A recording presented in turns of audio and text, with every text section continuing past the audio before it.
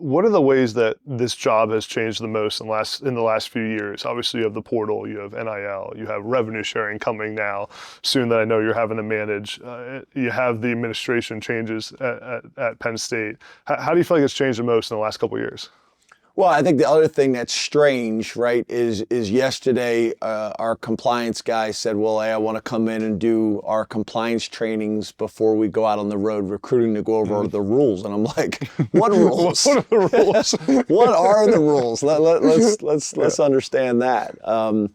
So, yeah, I just think the NIL and transfer portal combination is a beast, right?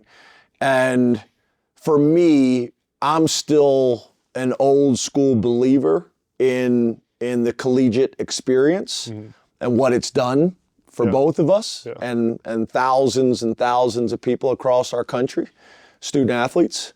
So I am fighting with everything I got to make sure that our Penn State program is transformational and not transactional. But I will tell you, like, it's hard.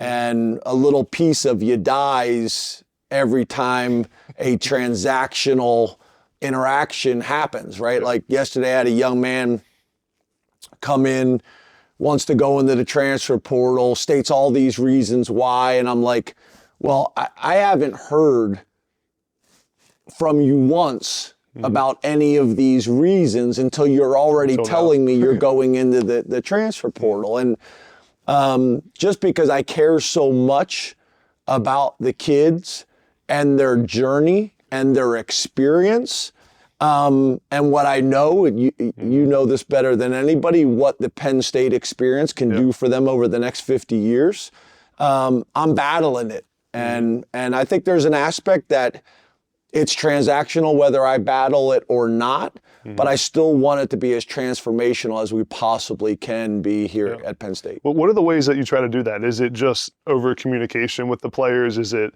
making sure everyone knows where they stand? Because at the end of the day, you also have to make business decisions about your roster that on a day-to-day basis. Yes, but here's the deal. Yeah. If you start treating the players strictly business, then they're going to return that in your direction. And we still have a ton of players. Like, let's be honest. If it's just about money, you're always going to be able to find somebody that can pay you a little bit more. So there's got to be that relationship and that feeling that I love being at Penn State. I'm having a great experience. I'm creating value for myself in a lot more ways than just what shows up in the paycheck. I hate to use that term, but a lot of ways that's really what it is, right? So, and then it's talking about it. You know, I talk about that with the leadership council. I talk about that with the team after our last game in the locker room.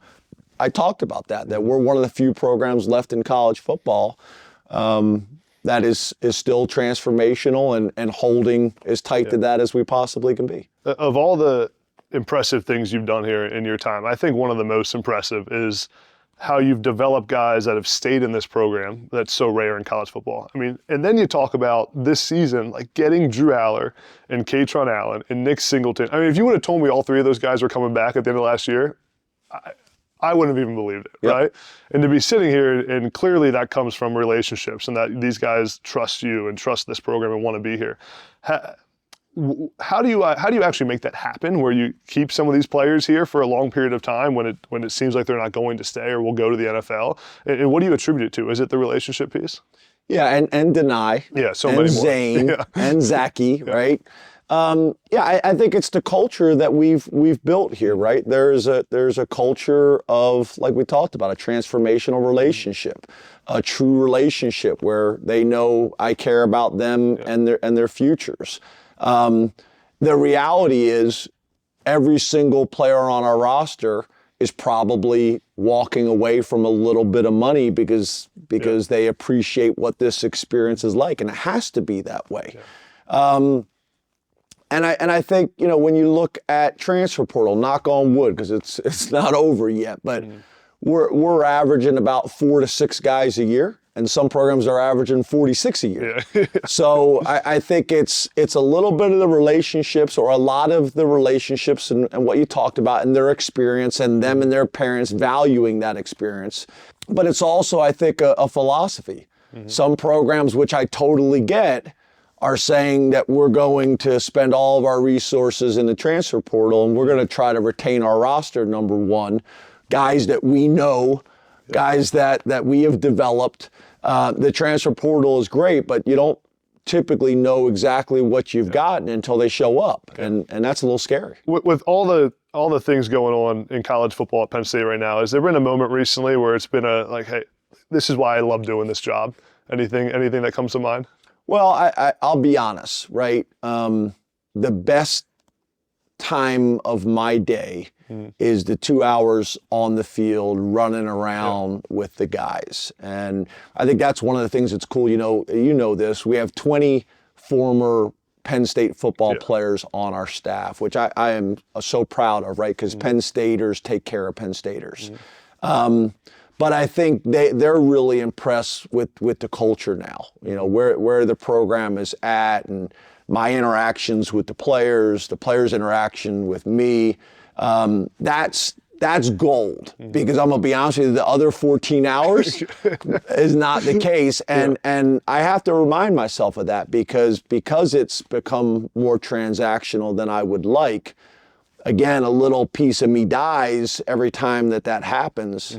So to remind myself of why I do it and make sure that my interaction with one or two that's negative doesn't impact my relationship with the other 118, because it shouldn't. But if you're not careful, it will.